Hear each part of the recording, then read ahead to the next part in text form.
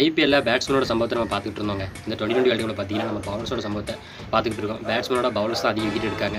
இது வரைக்கும் நடந்த 2020 வேர்ல்டு கப்பில் அதிக விக்கெட் எடுத்த பவுலர் தான் நம்ம யாருன்னு பார்க்க போகிறாங்க.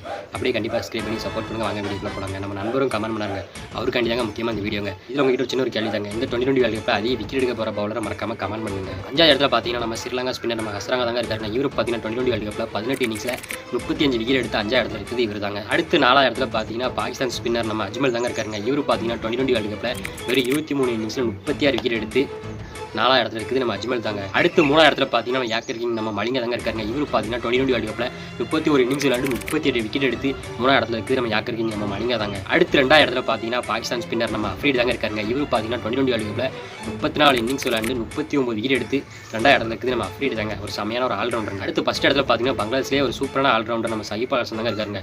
இவரு பார்த்தீங்கன்னா 2020 வேர்ல்டு கப்பில் 37 இன்னிங்ஸ் விளையாண்டு 47 விக்கெட் எடுத்து ஃபர்ஸ்ட் இடத்துல